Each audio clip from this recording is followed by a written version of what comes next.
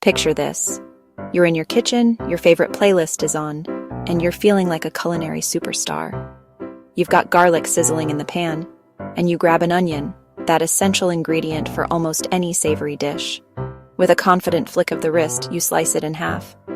The knife glides through, crisp and satisfying. You're in the zone, dicing with the speed and precision of a seasoned chef on a cooking show. You're on your way to creating a masterpiece. But then, something shifts. A faint tingle starts at the corner of your eye.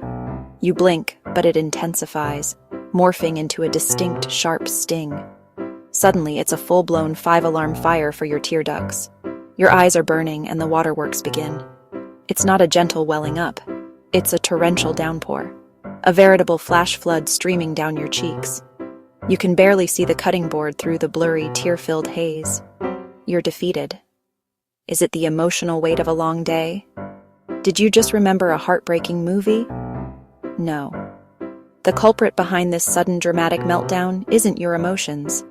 It's that seemingly innocent vegetable sitting on your counter. You've been taken down by an onion.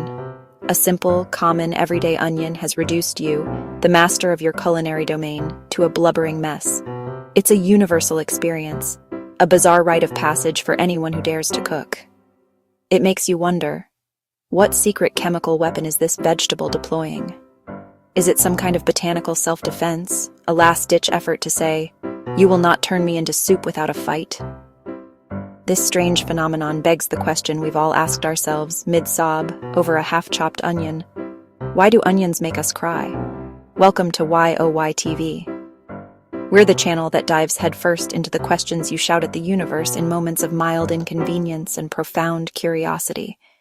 From the mysteries in your kitchen to the wonders of the cosmos, we're here to peel back the layers, pun intended, and uncover the fascinating, surprising science that makes our world tick.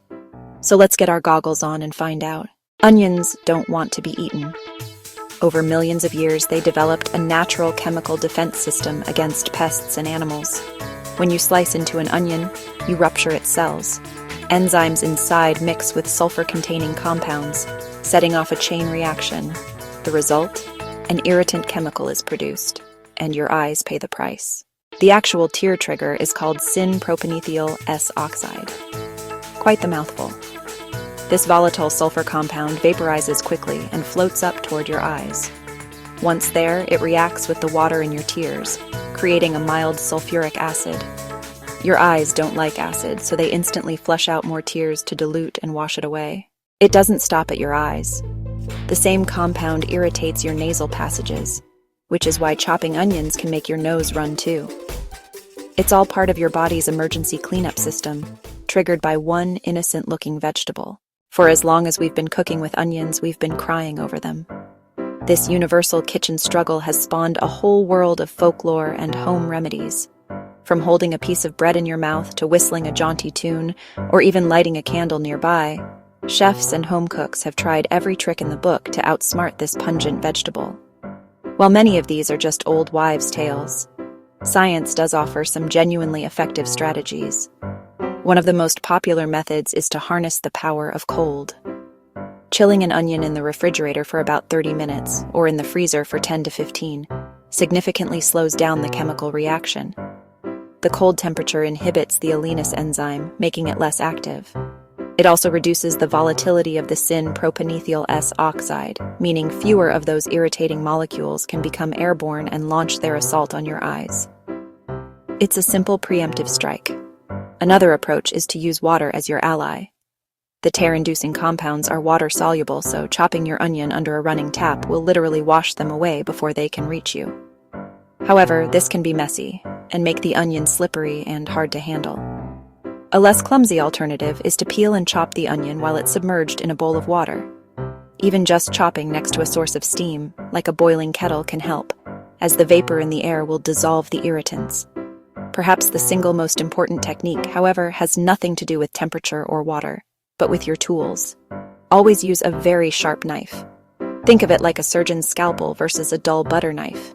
A sharp blade slices cleanly through the onion's cell walls, causing minimal damage.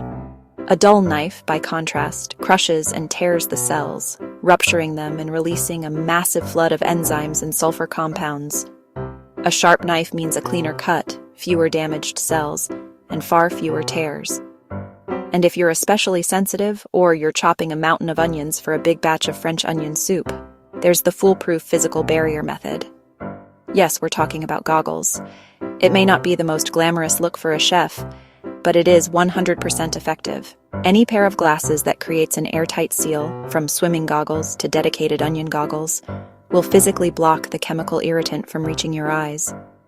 It's a brute force solution that bypasses the chemistry entirely. No tears, guaranteed. But the ultimate solution might be to change the onion itself. For decades, agricultural scientists have been working to breed a tearless onion. Through years of patient, natural crossbreeding, not genetic modification, they've created varieties that contain significantly less of the lacrimatory factor synthase enzyme, the key catalyst in our teary tale. These tearless onions look, smell, and taste like their conventional cousins. But when you cut them, the chemical reaction that produces the irritant simply doesn't happen. It's a triumph of food science, offering a future where the only tears in the kitchen are tears of joy. Some onions bring more tears than others. Yellow onions have the highest sulfur content, so they pack the biggest punch. Sweet onions, green onions, and chives have less sulfur, so they're gentler. In general, the stronger the onion's flavor, the more likely it is to send you running for tissues. Onions aren't just kitchen troublemakers. They're cultural icons. Ancient Egyptians worshipped onions, believing their circular layers symbolized eternity. Roman soldiers ate onions for strength and endurance, and during World War II, onion juice was even used as an antiseptic for wounds. So why do onions make us cry? Because slicing them triggers a chemical reaction that creates an eye-irritating gas.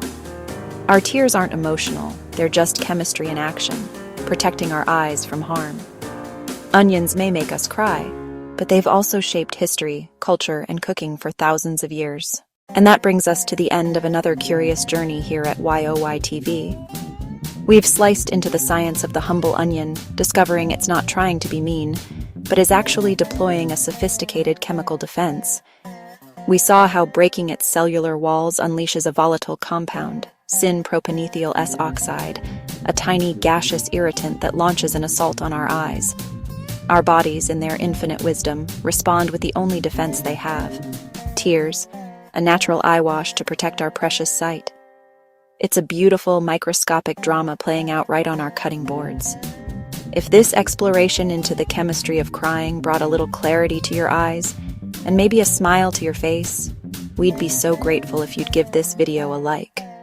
Sharing it with a fellow curious mind helps our community grow. And of course, if you believe that the world is more interesting when you're asking questions, hit that subscribe button and ring the bell. That way, you'll never stop asking why with us. But as we close the book on one question, another one always seems to pop up, doesn't it? We've talked about what makes us cry in the kitchen, but what about what makes us sweat? I'm talking about the fiery, intense sensation of a hot pepper. We bite into a chili and suddenly our mouth is on fire. Our brain screams, "Hot!" and our body reacts as if we've touched a hot stove. But a pepper is at room temperature. There's no actual heat being transferred. So, if onions trick our eyes into crying, how do peppers trick our entire nervous system into feeling the burn? What is this phantom heat, and why do so many of us find the painful experience so pleasurable? It's a fascinating puzzle of brain chemistry, evolutionary biology, and culinary adventure. That, my friends, is a why for another time.